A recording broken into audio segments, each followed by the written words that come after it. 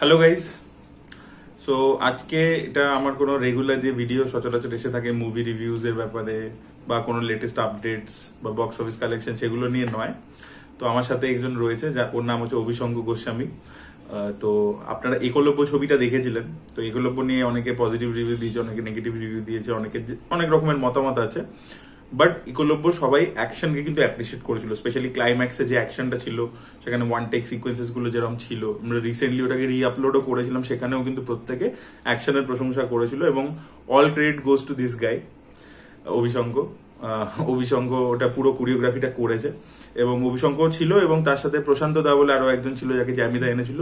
প্রশান্ত দা basically কোরিওগ্রাফিটা করেনি অ্যাকশনটা, প্রশান্ত দা দেবতনুকে সেই সময় ট্রেন করেছিল, 3 মাস ধরে ট্রেন করেছিল, এবং অভিশঙ্ক ওই যে পুরো কোরিওগ্রাফিটা করেছিল। আমি যখন বিটিএস ছেড়েছিলাম যে কি কি আমরা করেছি, কিভাবে প্ল্যানিং করেছি, সেখানে আপনারা অভিশঙ্ককে দেখতে পেয়েছিলেন। তো এই ছিল আর কি আমাদের একসাথে কাজ করবার হিস্ট্রি। তো অভিশঙ্ক অনেকদিন ধরে প্রথমে ছোটবেলা থেকে ক্যারাটে শিখেছে, তারপরে মুইথাই করেছে, তারপরে টাইকন্ডো করেছে। ওইটা অনেক দিন ধরে চর্চা করছে নানান রকম ফর্মস গুলো নিয়ে। আমি অত ডিটেল জানি না, ওই বলবে একটু পরে। তো ওদের একটা টিম আছে, টিম ফ্যানাম বলে, যারা এগুলোর উপর অ্যাকশনটা ডিজাইন করেছিল। তো ওরা কিন্তু এটার মধ্যে রেগুলারলি প্র্যাকটিস করে, টুর্নামেন্টস ইত্যাদিতে পার্টিসিপেট করে। তো ওরা একটা প্রপার অ্যাকশন কোরিওগ্রাফি টিম কলকাতায় খোলবার চেষ্টা করছে। এবার আপনারা জানেন কলকাতায় যে বাংলা ছবি রয়েছে, সেখান থেকে অ্যাকশনটা কোথাও গিয়ে গায়েব হয়ে যাচ্ছে। তো এক্সিস্টিং যারা অ্যাকশন ডিরেক্টর অলরেডি আছে কলকাতায়, তারাও সেইভাবে অতটা এমপ্লয়মেন্ট পায় না, এবং যেগুলো বড় ছবি হয় সেখানে বাইরে থেকে অ্যাকশন ডিরেক্টর নিয়ে আসা হয়। তো সেখানে দাঁড়িয়ে অভিশঙ্ক এবং ওর টিম চেষ্টা করছে যে যাতে আরো বেটার স্ট্যান্ডার্ডের কাজ হতে পারে, যেটা আপনারা কিছুটা ঝলক একলব্যতে পেয়েছেন। তো ওরা ওই জন্য একটা ভিডিও তৈরি করেছে, যেটা ওরা পুরোপুরি নিজেরা করেছে আর কি, যেখানে ওদের সেইভাবে অতটাও বাজেট ছিল না। তো সেই জন্য ক্যামেরা বা এগুলো যে প্রচন্ড প্রফেশনাল তা বলবো না, বাট কোরিওগ্রাফিটা একদম এই যে যতগুলো আমরা ফর্মের কথা বললাম, ও আরো ডিটেলে বললো, সেগুলোর পুরো মিক্স ব্যাগ একটা রয়েছে।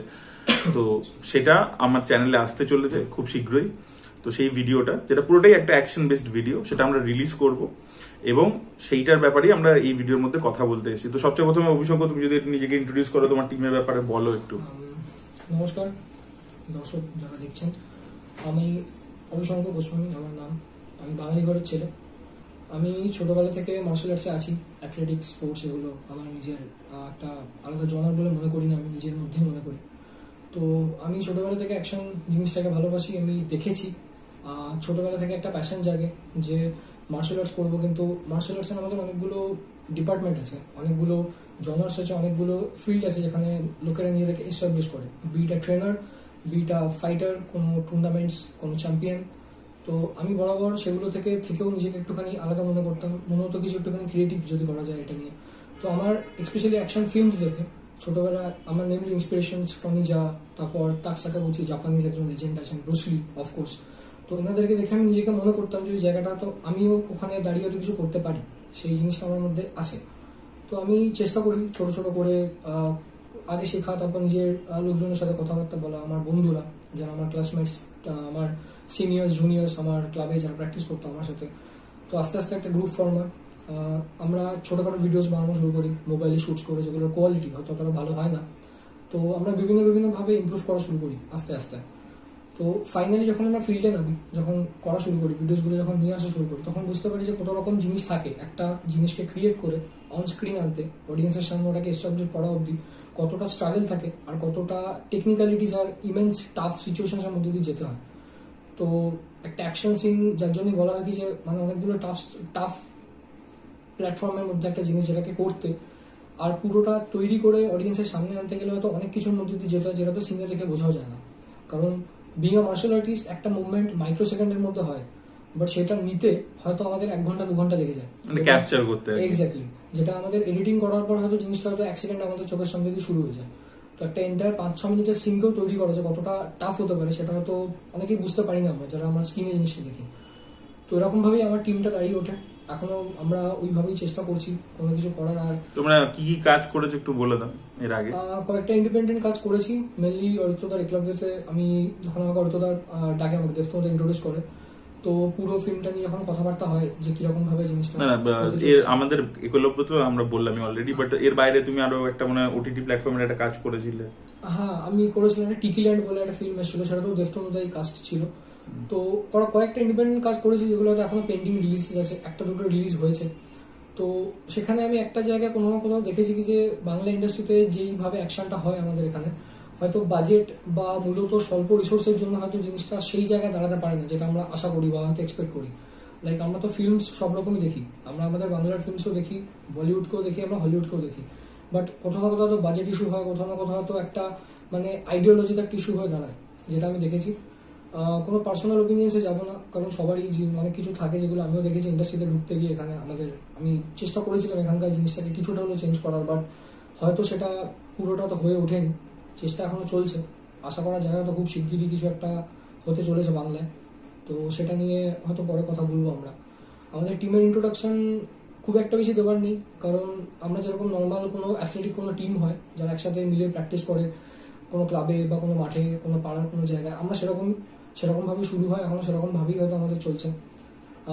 এখানে আমাদের কলকাতার বুকে কোনো অ্যাকশন স্টুডিও নেই, যেটা হয়তো ইন ফিউচার হয়তো হবে, আমি বানাবো সেটা। তো আমাদের টিম অ্যাকশন স্টুডিও জিনিসটা কি? অ্যাকশন স্টুডিও জিনিসটা যদি বলি, মানে আমাদের যেরকম আমরা দেখি না কোনো স্টুডিও বলে যে কনসেপ্টটা আমরা বুঝতে পারি, একটা অ্যাকশন স্টুডিওতে পুরো অ্যাকশন কোরিওগ্রাফড সিনের একটা প্রপার ফাইট সিন বলো বা একটা প্রপার ক্লাইম্যাক্স সিন বলো, সেটা রিহার্সালস হয়। অ্যান্ড তারপর সেটাকে তৈরি করার জন্য যে জিনিসপত্রগুলো দরকার লাগে, ফর এক্সাম্পল আমি বলি প্রপস বলো, তারপর যারা করছে জিনিসটা, মানে যারা স্ক্রিনের on the behind the screen আছে and at the same time যারা অন স্ক্রিন আছে। স্টান্টম্যান যদি বলি, আমাদেরকে স্টান্টম্যান বলতে ভালোবাসি না, কারণ মোর ওভার আমি এটা বলতে চাই we are stunt and action athletes. কারণ একটা স্টান্টম্যান যেটা করতে পারে, ওদের যে ট্রেনিং থাকে আমাদের তার থেকে একটু কোনো না কোনো জায়গায় বেশি আছে, কারণ আমরা সেই ফিল্ডটাকে নিয়ে আমরা রিগোরাসলি আমরা হার্ডওয়ার্ক করেছি এত বছর ধরে। আর এত বছর ধরে মানে আমি বলতে চাই 10-15 বছর ধরে আমরা তাই করে এসেছি। তো সেই জায়গাটা আন্ডারস্ট্যান্ডিংটা আমাদের আছে, সেই কোঅর্ডিনেশনটা আমাদের আছে, যেখানে আমরা খুব তাড়াতাড়ি ক্যারেক্টারের সাথে বা আর্টিস্টের সাথে আমরা বন্ড করতে পারি। We can get to know যে কোথায় কারোর কতটা ফ্লেক্সিবিলিটি আছে, কতটা কারোর ন্যাচারাল এবিলিটি আছে। কারণ কাউকে কোনো হিরো বা কোনো কাস্টকে ডিরেক্টলি গিয়ে কোনো মুভমেন্ট শিখিয়ে দিলেই না সেটা ভালো করে এস্টাবলিশ করা যায় না স্ক্রিনে। দ্য রিজন ওয়াই অনেকে অ্যাকশন হয়তো করে নেয়, বাট দেখতে হয়তো অতটা ট্রেন্ড লাগে না। দ্য রিজন ওয়াই কারণ ন্যাচারাল মুভমেন্টসকে নিয়ে সেটাকে ট্রেন করতে হয়, যেটা আমি করে থাকি। তো তাতে কি হয়, জিনিসটা সে যদি ট্রেন্ড অতটা নাও হয়, হয়তো সারা জীবন ট্রেনিং করেনি, কিন্তু 2-3 মাসের ট্রেনিংও হয়তো একটা খুব প্রফেশনাল অ্যাডভান্স ব্যাপার দেখতে পাওয়া যায় তার মধ্যে। তো এগুলো যেরকম বোঝা একটা আলাদা ব্যাপার, তো ওই জিনিসটাই আর কি করে থাকি। তো একটা অ্যাকশন স্টুডিওতে সেই জিনিসটাই মেনলি হয়, rehearsal practice and mainly workshops. একটা সিনকে কিভাবে আমরা তুলে ধরছি, তার ক্যামেরা অ্যাঙ্গেলস থেকে শুরু করে প্রত্যেকটা মুভমেন্টে যে বিটস গুলো ওগুলো তৈরি হয়, সেটা আমাদের এখানে হয় না। বাট একটা অ্যাকশন স্টুডিও থাকলে সেটা খুবই ভালোভাবে হতে পারে, অ্যান্ড ডেফিনেটলি ওটা হবে ইন ফিউচার। আপনারা দেখবেন এই যে সাউথ ইন্ডিয়ান ছবি ইত্যাদি হয়, ওখানে ওরা ম্যাট পেতে আগে থেকে প্র্যাকটিস হয় এবং সেটাকে ক্যাপচার করে এডিট করে ওরা দেখায় ডিরেক্টরকে, সেটার কথাও বেসিক্যালি বোঝাবার চেষ্টা করছে।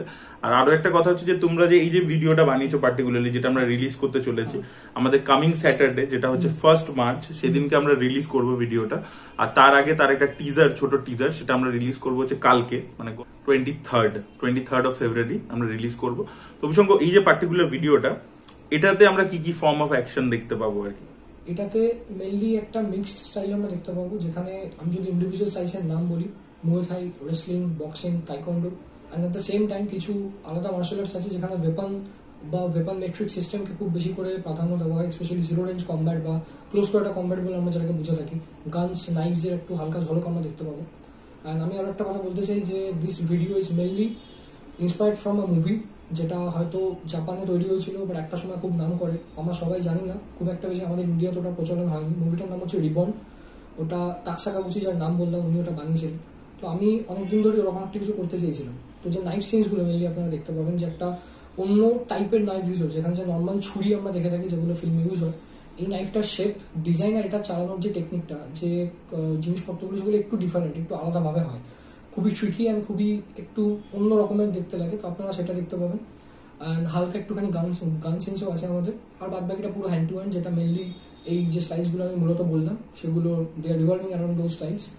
তো সেই জিনিসটা নিয়ে এন্টায়ার জিনিসটা ফর্ম হয়েছে আমাদের এই টোটাল কোরিওগ্রাফড মুভমেন্টটা। নাইস।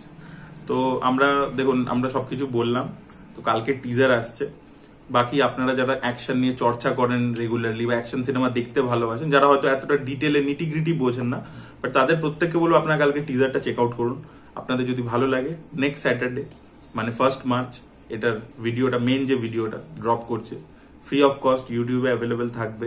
এবং কত রান টাইম, কত 5 মিনিটের মতো তো, 5 minutes 47 6 minutes something। হ্যাঁ, সো এইটুকু রান টাইম, জাস্ট অ্যাকশন সিকোয়েন্সটাই আছে, it's not a entire film or anything.